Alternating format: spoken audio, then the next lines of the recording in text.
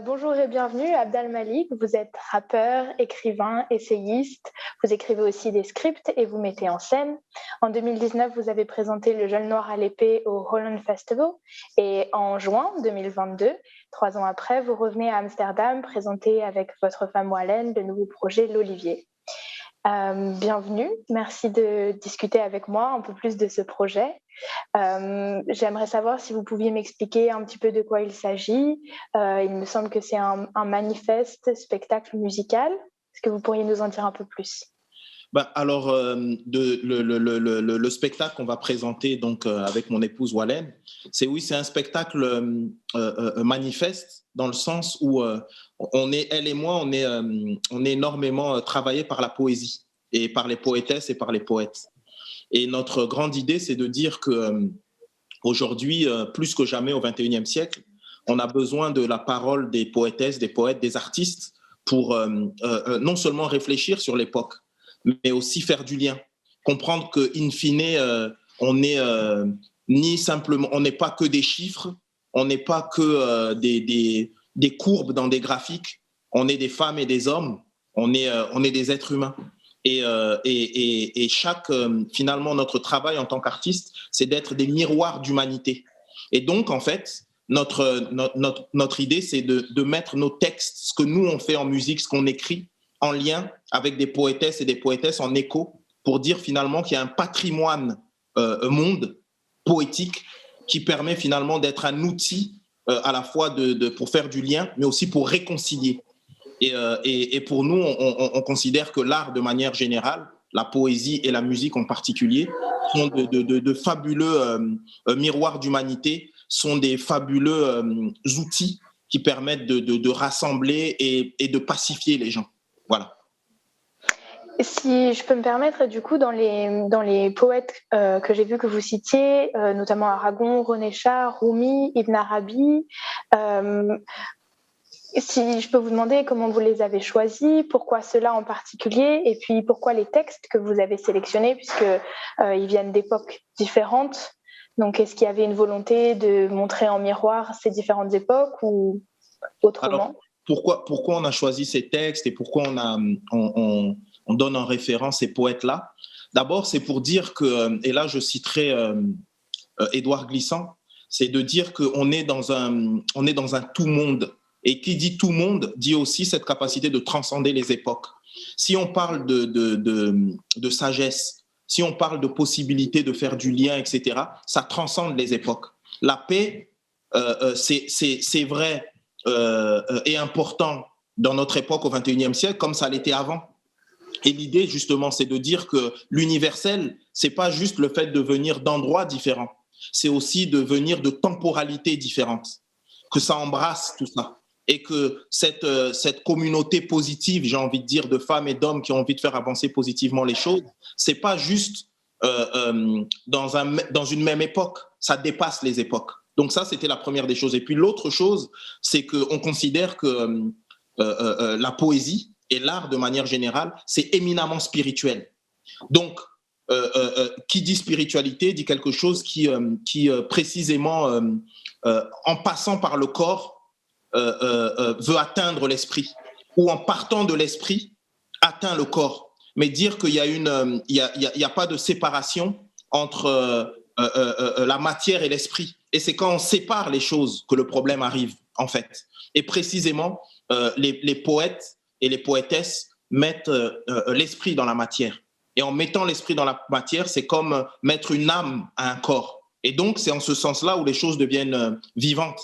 Donc, si on parle de figures comme René Char, où il y a une poésie de la résistance aussi, parce que c'est résister face à la guerre, c'est résister face à l'ignorance, c'est résister face à la violence, mais c'est aussi magnifier le sud, c'est-à-dire magnifier le soleil, magnifier la mer, magnifier les éléments finalement.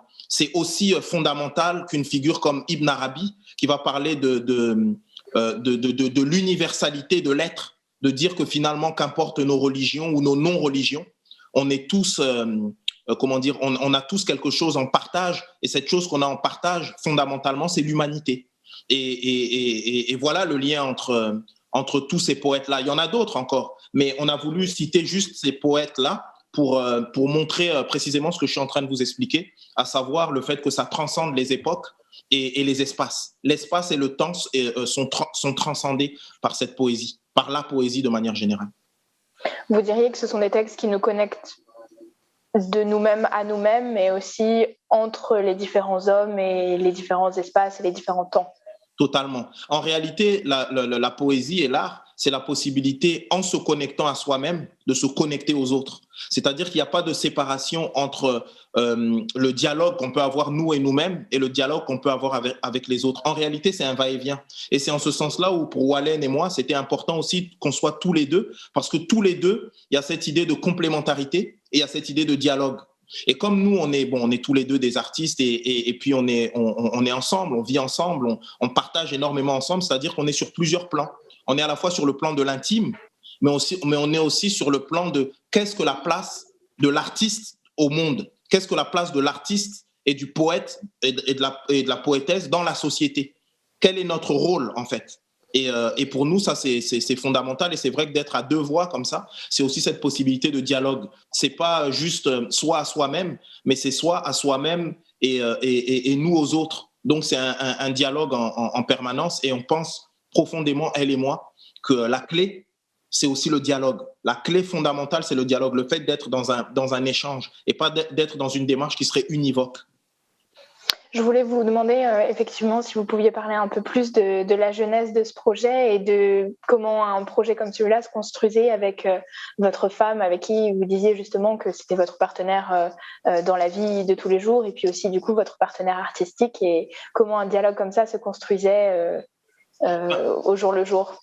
En fait, précisément sur ce projet, comment ce projet a vu jour, c'est que c'est parti en fait d'une discussion qu'on avait elle et moi sur un de ses titres à elle qui s'appelle l'Olivier. Et en fait, c'est un titre qui a été comment on dit, ça a été un hit, ça a été un grand morceau, ça a été un morceau, un succès. Ça a été un grand succès.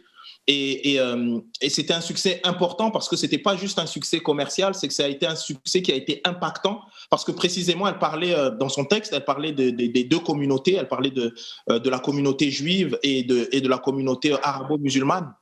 Et l'olivier, c'était le symbole, cet arbre finalement qui n'est ni d'Orient ni d'Occident, cet arbre qui fait le lien. Et donc on discutait de ça et on parlait de l'importance du symbole. Comment on pouvait dire des choses incroyables, comment on pouvait faire du lien, comment on pouvait créer de l'amitié entre les peuples, entre les êtres qui sont perçus ou en conflit par la force du symbole, de la poésie et de l'art. Donc on a commencé à discuter de ça et au fur et à mesure de ces discussions, on a commencé à parler d'autres artistes, des figures qui symbolisent la paix, des gens comme la chanteuse Férouz par exemple. C'est aussi une figure qui est importante pour nous. Comment, dans des endroits de conflit, tout d'un coup, un artiste arrive à fédérer des gens qui n'arrivent pas à s'entendre dans leur vie de tous les jours, mais tout d'un coup, il y a quelque chose où tout d'un coup, un artiste arrive à faire le lien.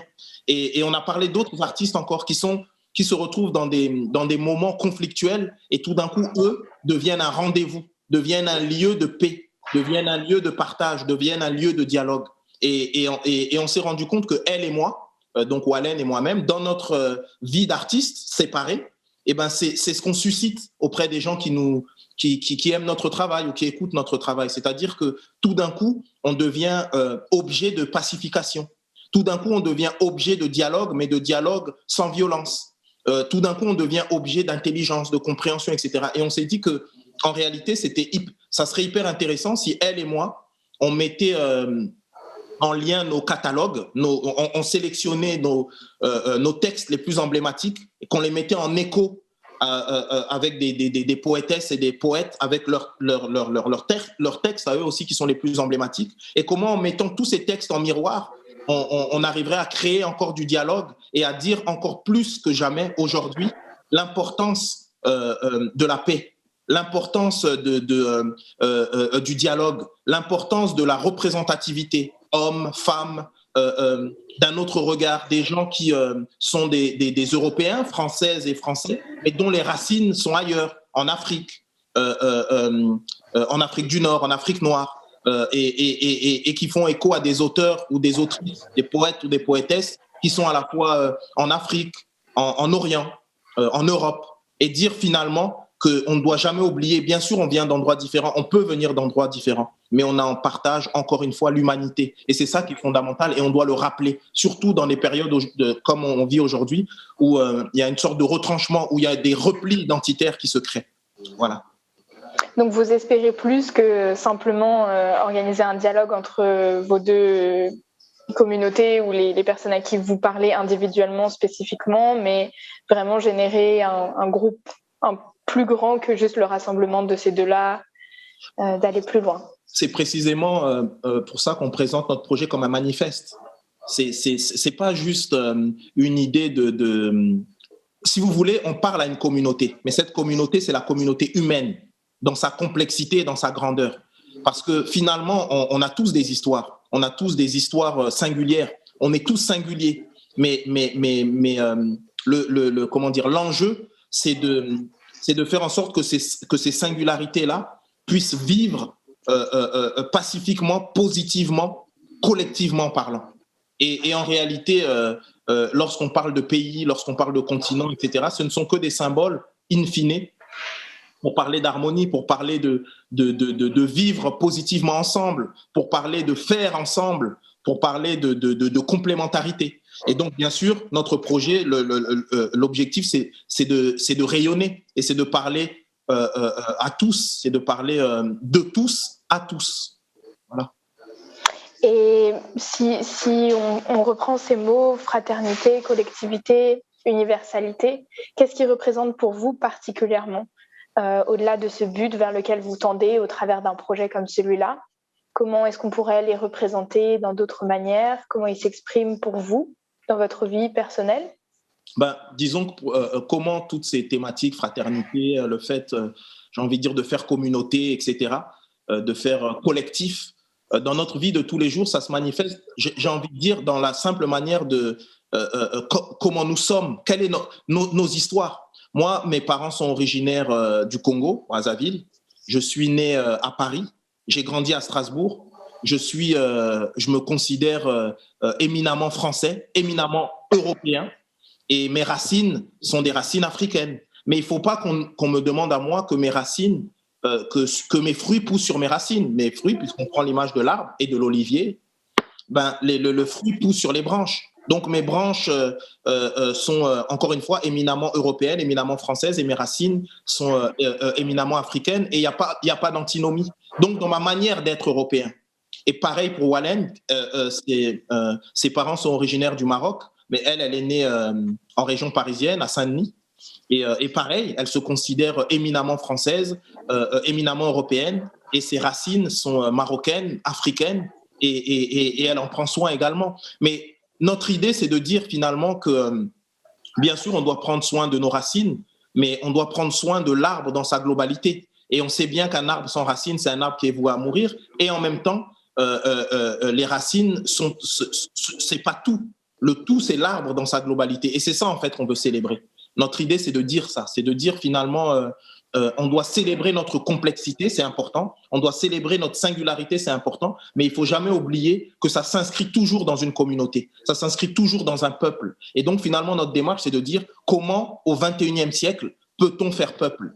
Comment, au XXIe siècle, peut-on créer de l'harmonie? Comment, au XXIe siècle, on peut créer de l'homogénéité? Comment, au XXIe siècle, on va lutter pour la paix? Comment, au XXIe siècle, on va faire en sorte que l'intelligence soit une valeur positive?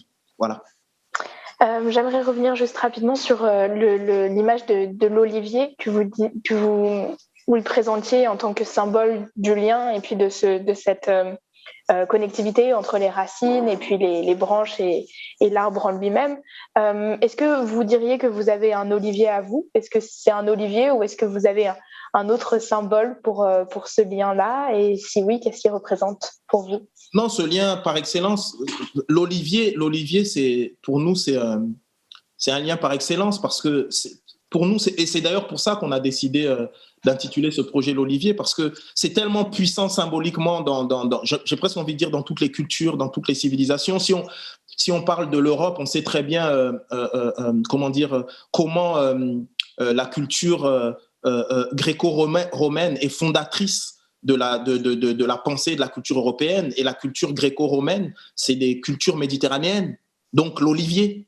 On sait bien comment le rapport à cette idée de, j'ai envie de dire, du soleil, en fait, des éléments qui vont avec l'olivier, c'est le soleil, l'importance de l'eau, et comment symboliquement toutes ces choses sont des symboles qui sont des symboles importants dans toutes les civilisations. Le symbole du soleil, le symbole de l'eau, et donc le symbole de la végétation, et en particulier cet arbre qu'est l'olivier, qui est un arbre finalement qui n'est ni d'Orient ni d'Occident, mais qui embrasse tout.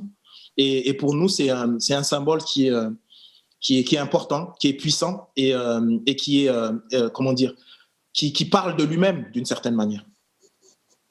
Et qui parlera, j'espère aussi, à votre public. En parlant... Et aussi à ceux qui ne sont pas notre public. On espère qu'il parlera à tout le monde. J'espère aussi, mais bon, surtout à ceux qui viendront voir ce qui, je pense, sera un très, très bon spectacle. Comment vous espérez qu'ils se sentiront en repartant de là, plutôt plein d'espoir, ou vous pensez que ça les fera réfléchir sur ces thèmes-là? J'ai envie de dire que, de manière générale, quand on va sur scène, enfin, les gens qui viennent nous voir, notre idée, c'est toujours de se dire qu'on va passer un moment avec, avec des gens qu'on aime. Donc, du coup, il y a quelque chose de l'ordre, à la fois on va penser, à la fois on va pleurer, à la fois on va danser, à la fois, mais in fine, on va vivre. Et on va dire que si cette harmonie est possible lors d'un concert, lors d'une prestation, eh bien, en fait, cette harmonie, elle est possible partout, tout le temps.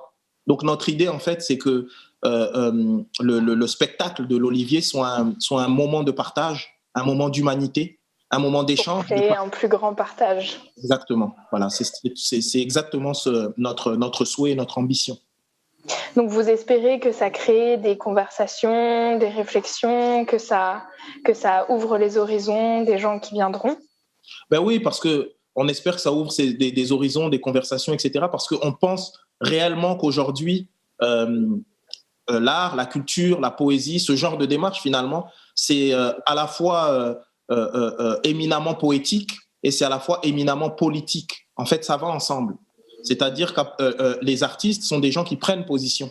Et nous, clairement, on a pris position pour la paix. On a pris position pour la possibilité de vivre ensemble. On a pris position pour le fait de dire que l'Europe a des valeurs, est bâtie sur des valeurs positives. L'Europe, il y a une idée de rayonnement et il est temps que finalement les valeurs qu'on promeut en Europe soient concrètes et réelles, que ce ne soit pas juste des paroles, mais que ça se manifeste dans les actes, en fait. Et le fait de pouvoir partager comme ça ensemble, eh ben, c'est un début de quelque chose. Et on ne vit pas ça comme un simple spectacle. On vit ça comme, je ne sais pas, puisque tout à l'heure on parlait de la civilisation gréco-latine, comme les Grecs qui se retrouvent dans l'agora, et qui échangent. C'est à la fois politique, c'est à la fois poétique, mais il y a cette idée de construire, de faire civilisation ensemble. Et nous, présenter ce spectacle, présenter l'Olivier, c'est parce qu'il y a une envie de faire civilisation ensemble, de dire qu'on a des singularités, mais on est ensemble dans un même endroit. Et cet endroit s'appelle l'Europe. Et cet endroit a une histoire. Et est traversé par des mouvements civilisationnels, etc., etc.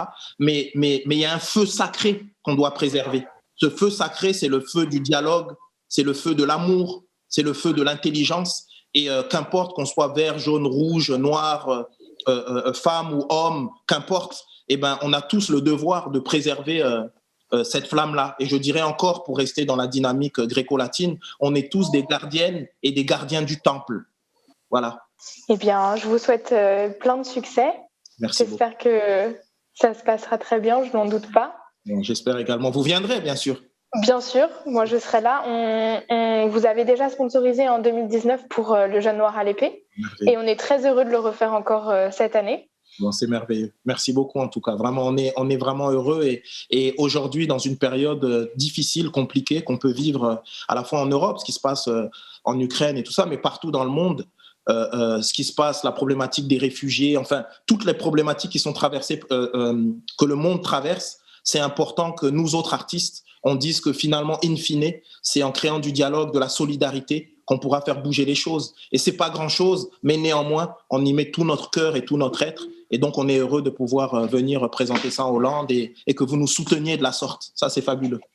Mais je pense que c'est important qu'on s'implique aussi dans des projets qui créent du lien, qui créent de la communauté et qui traversent les frontières et effectivement qui appuient dans une époque comme la nôtre où il y a beaucoup d'initiatives pour nous diviser, pour même avec évidemment la pandémie où chacun s'est retrouvé un peu enfermé chez soi et puis dans son pays et on a retrouvé l'importance des frontières. C'est vrai qu'un projet comme celui-là qui met en avant la diversité et puis le lien au travers de la diversité, dans la diversité, c'est rafraîchissant et puis c'est important, je pense. Donc, on est très heureux de vous soutenir et d'être partenaire et très hâte de venir voir votre spectacle. Merci beaucoup, vraiment. Merci beaucoup. Merci beaucoup.